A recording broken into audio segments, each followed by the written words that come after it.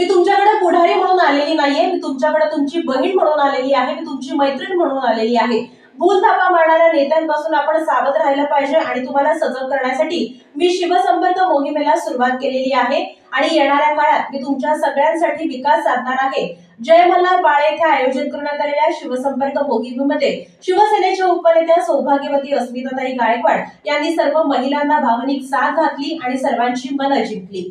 महिला सक्षम होण्याची गरज असून महिलांच्या हाताला काम मिळावं यासाठी मी गेल्या 30 वर्षांपासून कार्यरत असून येणाऱ्या काळात महिलांना छोटी मोठी कर्ज देऊन स्वतःच्या पायावर उभं करण्यासाठी प्रयत्न करणार असून आपली आणि आपल्या प्रभागातील कामं होण्यासाठी शिवसेना पक्षप्रमुख तथा राज्याचे माजी लाडके मुख्यमंत्री उद्धवसाहेब ठाकरे यांच्या पाठीमागे ठामपणे उभं राहावं असं आवाहन शिवसेनेच्या उपनेते अस्मिताताई गायकवाड यांनी केलं।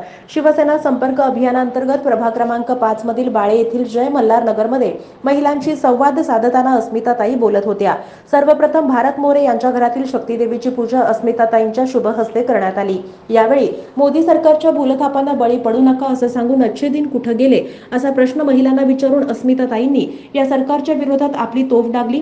यावेळी सविता मोरे आणि त्यांच्या कार्याचं कौतुक अस्मिताताईंनी केलं असून येणाऱ्या काळात सर्वांनी कार्यरत राहावं, सर्व अडचणी सोडवण्यासाठी मी आपल्या सोबत असल्याचं अभिवचन अस्मिताताईंनी यावेळी सर्व महिलांना दिलं। काय म्हणाल्या अस्मिताताई बोलताना नेमक्या पाहूयात। महाराष्ट्राची कुलस्वामिनी आई तुळजाभवानी, हिंदवी स्वराज्याचा जाणता राजा छत्रपती, हिंदू हृदय सम्राट सरसेनापती शिवसेना प्रमुख माननीय बाळासाहेब ठाकरेंना वंदन करू, स्वर्गीय महासाहेबांना वंदन करू, शिवसेनेचे पक्षप्रमुख महाराष्ट्राचे माजी लोकप्रिय मुख्यमंत्री सन्माननीय उद्धवजी ठाकरे साहेब, युवासेना प्रमुख सन्माननीय आदित्यजी ठाकरे साहेब, आमचे श्रद्धास्थान आमच्या वहिनी रश्मी वहिनी उद्धवजी ठाकरे साहेब यांच्या सगळ्यांच्या विचारांचा आदर करून आज या आत्ता आपली ही घरगुती सगळी सभा आहे, म्हणजे मोठी सभा नाही आहे, पण आज मला बोलायचं ते फक्त महिलांशी बोलायचं असं मी सांगितलं होतं आणि खूप कमी वेळेमध्ये खूप छान बैठकीचं आयोजन मोरेताईंनी केलं।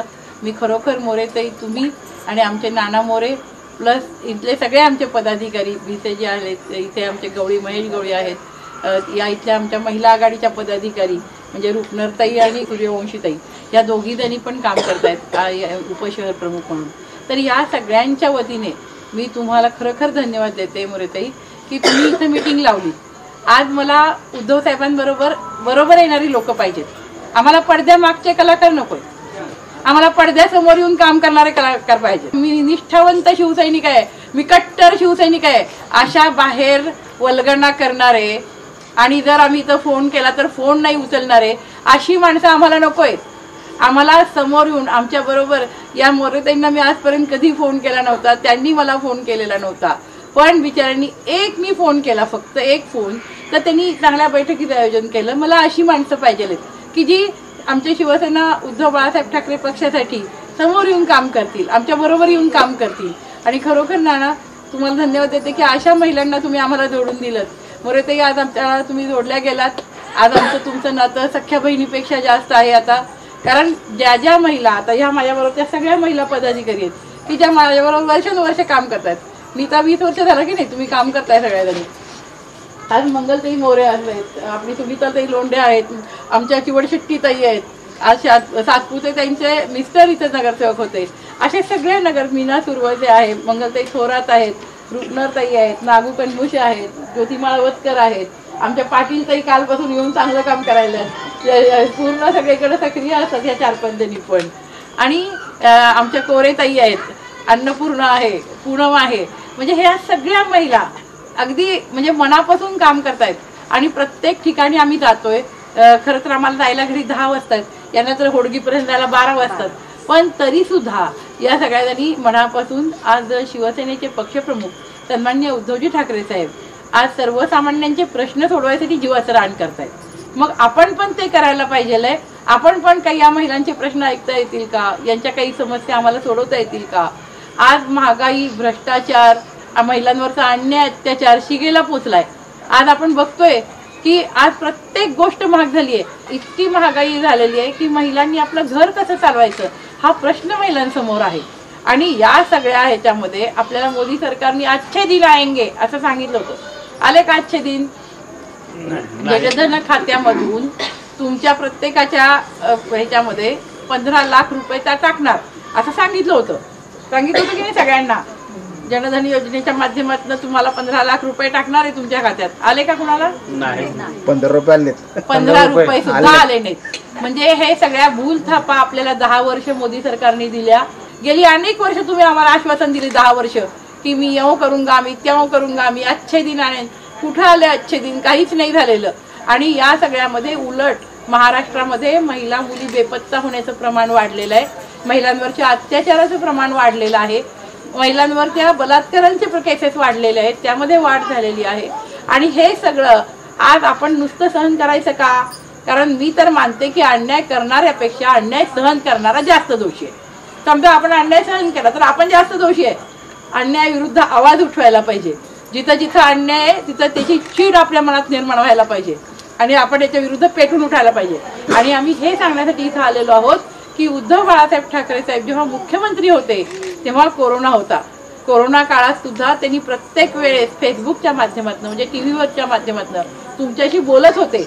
एक तुम्हाला कुटुंब प्रमुख वाटत होते, हो की नाही? आपल्या घरचा कुटुंब प्रमुख आपली कशी काळजी घेतो, आपले घरचे वडील आपले भाऊ कशी काळजी घेतात तशी काळजी उद्धव साहेब घेत होते. आणि त्यामुळे उद्धव साहेब तुम्हाला कोण वाटत होते? आपल्या घरचे कुटुंब प्रमुख वाटत होते. आणि आजपर्यंत महाराष्ट्रातल्या एकाही मुख्यमंत्र्याला कुटुंब प्रमुख ही पदवी लोकांनी दिली नाही. पण कुणाला दिली? उद्धव साहेबांना दिली.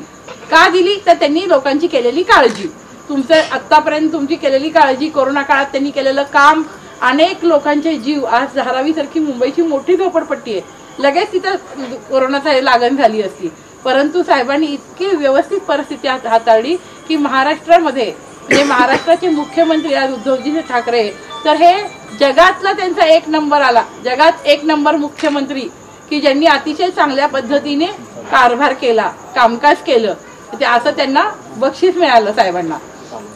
तर या सगळे हे सांगण्यामागचा हेतू असा आहे की जी व्यक्ती सच्ची आहे, जी तुमच्यासाठी एक कुटुंब प्रमुख म्हणून काम करते, तर येणाऱ्या काळात आपल्याला त्या व्यक्तीच्या मागं उभं राहायचंय. का? तर हे भ्रष्टाचार, महागाई, अन्याय, अत्याचार हे सगळं बंद व्हायला पाहिजे, हे सगळं कमी व्हायला पाहिजे.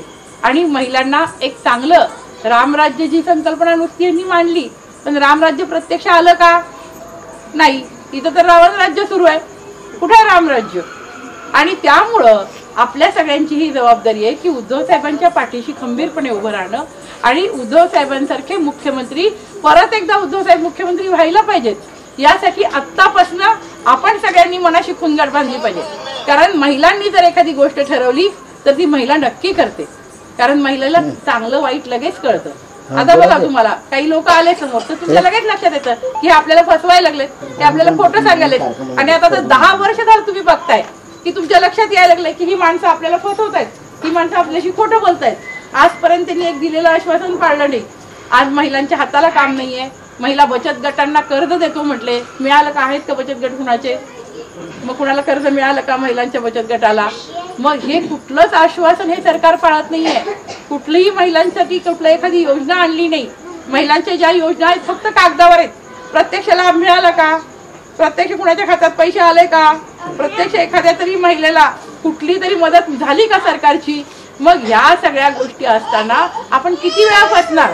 ठीक आहे, आपण एकदा फसलो, 2दा फसलो, पण आता 3ऱ्यांदा फसायचं नाही. मग आता मला तुम्ही सांगा की जर तुम्हाला पैसे कुठले मिळाले नाहीत, मदत कुठली झाली नाही, तर तुम्ही मोदी सरकारला मतदान करणार का? नाही करणार. मग हेच तुम्हाला मला पटवून द्यायचं आहे की आज आम्ही सगळेजण इथं आलोय म्हणजे आमचा काय आज हेतू आहे का मी या भागात निवडणुकीला उभारले का?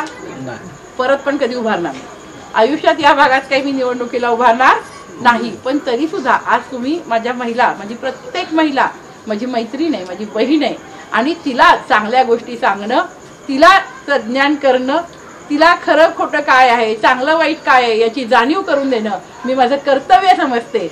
आणि म्हणून मी इथं आले. महिला शब्दाची व्याख्याच मी अशी करते, म म्हणजे महान असलेली, ही म्हणजे हिंमतवाली, ला म्हणजे लाखात एक, अशी महिला मला हवी आहे. आणि प्रत्येक महिला तशी घडवायसाठी आम्ही रात्रंदिवस काम करतोय, आम्ही रात्रंदिवस प्रयत्न करतोय. आज महिलेची प्रत्येक गोष्ट, आज बघा आपण सगळ्यांच्याकडे लक्ष देतो, आपल्या घराकडे लक्ष देतो, कुटुंबाचं आपल्याला सगळं आपल्यालाच पाहायला लागतं. पतिदेव आपले काय करतात? पैसे आणून देतात, 1 तारखेला पगार, त्यानंतर तू, तुझं घर, तुझी मुलं, बघा तिकडं, हो की नाही? पण हे सगळं आपण किती छान अगदी कौशल्याने हाताळतो. आपण एवढ्या ह्याच्यात बरोबर काटकसरीने घर चालवतो, त्यात थोडीशी बचत करतो. मला तुम्हाला हेच सांगायचं आहे की तुम्ही जे पण काही कराल त्यात थोडी बचत करा, कारण भविष्यासाठी बचत खूप महत्त्वाची आहे. आज मनोरमा बँकेच्या माध्यमातून, माझ्या वैभवलक्ष्मी पतसंस्थेच्या माध्यमातून छोटे छोटे आम्ही हे पण कर्ज पण देऊ शकतो. तुमची जर बचत चांगली असेल, बचत गट असेल तुमचा, 6 महिने चांगलं काम करताय तुम्ही, तर आपण असंही उभारू शकतो. त्यासाठी आमच्या सरकारची गरज नाही, हे आम्ही करू शकतोय. पण तुमची मोठी कामं व्हायची असतील, तुमचे मोठे काही तुम्हाला कर्ज उपलब्ध व्हायचे असतील, मोठ्या योजना आणायच्या असतील, तर मात्र उद्धव बाळासाहेब ठाकरे मुख्यमंत्री झाल्याशिवाय पर्याय नाही. आणि साहेब मुख्यमंत्री झाले तरच आम्ही हे सगळं करू शकतो तुमच्यासाठी. आमची सत्ता असेल तर 100% करू शकतो. पण आता आमची सत्ता नसताना सुद्धा आम्हाला जी काही मदत तुमच्यासाठी करता येईल, तुम्हाला जे आम्ही याचं आश्वासन द्यायला आलो नाही, कारण मला काही तुमच्याकडनं मत नकोय. हवे का? मी काही तर पुढारी म्हणून आले का? नाही, तुमची बहीण म्हणून, तुमची मैत्रीण म्हणून मी आले. का? तर मला तुमच्याकडनं तर काहीच नकोय, पण तरी मला 4 चांगल्या गोष्टी तुम्हाला सांगावं म्हटलं. आपण म्हणतात ना की आपल्याला जे जे काही चांगलं माहितीये ते सगळं आपण दुसऱ्याला सांगावं. शहाणे करून सोडावे अवघे जन, असं म्हणतो ना आपण. तर मग यासाठी आपल्याला सगळ्यांना शहाणं करायचंय. आज महिलांना सजग करायचंय, त्यांना जागृत करायचंय की जे काही चाललंय, ही परिस्थिती मी तुमच्या डोळ्यासमोर ठेवली. मी काय तुम्हाला खोटं काही सांगितलं का? अजिबात नाही. मी वस्तुस्थिती तुमच्या डोळ्यासमोर का ठेवली? तर तुम्हाला चांगलं वाईट याचा फरक कळावा आणि तुम्ही त्या पद्धतीने मतदान करताना हे आठवावं की अस्मिताताई आपल्याकडे आल्या होत्या. आता लोकसभेचं मतदान आहे, खूप लोक येतील आणि परत बीजेपीवाले येतील. 10 वर्ष काही केलं नाही, आता सांगतील आश्वासनं, हे करतो ते करतो. पण तुम्हाला आठवलं पाहिजे की यांनी आपल्यासाठी 10 वर्ष काही केलेलं नाही, तर आता ह्या लोकांना मतदान करायचं नाही. हे माझ्या प्रत्येक महिला भगिनींनी ठरवायला हवे. आणि त्यामुळं मी तुम्हाला एवढंच सांगू इच्छिते की जे लोक सच्चे आहेत, उद्धव साहेबांसारखं सच्च नेतृत्व, धुतल्या तांदळासारखं नेतृत्व अख्ख्या जगात सापडायचं नाही. आपल्या भारतातच काय, इतका चांगला नेता आज शिवसेना पक्षप्रमुख सन्मान्य उद्धवजी बाळासाहेब ठाकरे आहेत. आणि आज शिवसेना प्रमुखांचे पुत्र म्हणून अतिशय चांगली कामगिरी साहेबांनी आतापर्यंत केली आहे. आणि लोकांच्या, जनतेच्या छोट्या छोट्या प्रश्नांना, आज शेतकऱ्यांना सुद्धा 2 लाख कर्जमाफी सरसकट दिली. त्यावेळेस आपण होतो त्यावेळेस सोयाबीनचे भाव होते आमच्या काळामध्ये, आम्ही स्थिर ठेवले. सोयाबीनला 6,000 पर्यंत भाव नेला होता, आता 4,000 वर भाव आहे सोयाबीनला. कसं राहायचं या शेतकऱ्यांनी? आज शेतकरी आत्महत्या करत आहे. आज आपल्यापैकी अनेक लोकांची शेती असेल, शेती करून त्याची गुजरण असेल, तर या सगळ्यांची दुरावस्था, या शेतीमालाला भाव नाही आहे, या शेतीमालाला उठाव नाही आहे. आणि शेतकऱ्यांची अतिशय, म्हणजे कांदा तर अक्षरशः, म्हणजे आपण बघतोय की कांद्याने डोळ्यात पाणी आणलंय शेतकऱ्याच्या. कवडी मोलानी कांदा, लोकांनी अक्षरशः कांदा असाच नांगरून दिला. तर ही जी परिस्थिती आहे, ही परिस्थिती बदलायची असेल तर एक स्थिर सरकार, जे तुमचं काळजी घेणारं सरकार आणि तुमच्या प्रत्येक अडीअडचणीला तुमच्या मागं उभं राहणारं सरकार, आज आपल्याला निवडून द्यावं लागेल. आज त्यांच्या पाठीशी तुम्हाला उभं राहावं लागेल, म्हणजे उद्या भविष्यामध्ये ते सरकार तुमच्या पाठीशी उभं राहील. आज मला एवढंच तुम्हाला सांगायचंय. मी महिलांना का सांगितली ही गोष्ट, पुरुषांना का सांगितली नाही? मी या सगळ्या महिलांना का बोलवलं सांगा बघू मला.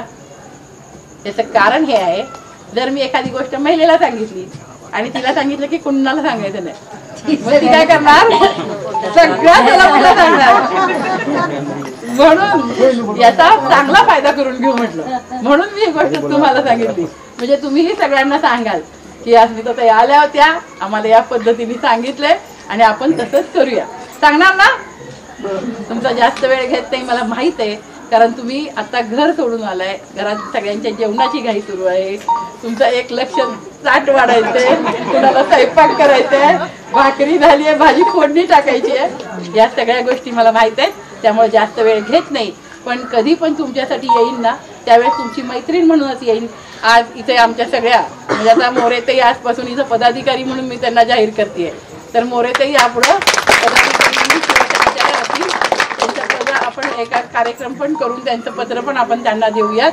नीता सूर्यवंशी आणि आमच्या आपली स्वाती रुपनरताई, त्या दोघी उपशहर प्रमुख आहेतच इथल्या.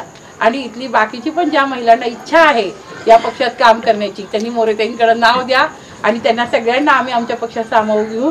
हेच सांगायसाठी तुम्हाला आले. तुमची मैत्रीण म्हणून कधी अर्ध्या रात्री बोलवा.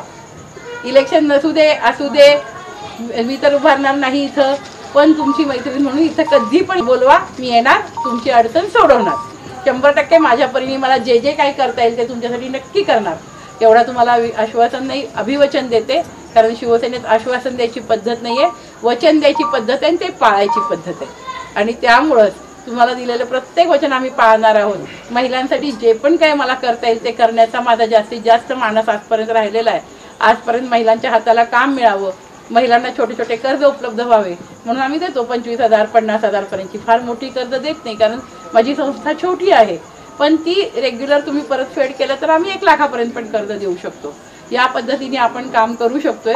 तुम्हाला पण बचत गट करा, बचत गट मोडू नका. काय होतंय, महिला बचत गट करतायत, ती 2 महिने ठेवतात, 3ऱ्या महिन्यात त्यांचे एकमेकांशी पटत नाही, मग 4 इकडे 4 तिकडे ते मोडून टाकतात. मग त्याचा तोटा काय होतो, तुम्हाला जे अनुदान मिळायचं, तुम्हाला जे फायदा मिळायचा त्या बचत गटाचा तो मिळत नाही तुम्हाला. म्हणून आता नसतील तरी तुमचे बचत गट करा, ज्यांचे आहेत त्यांनी चांगले चालवा.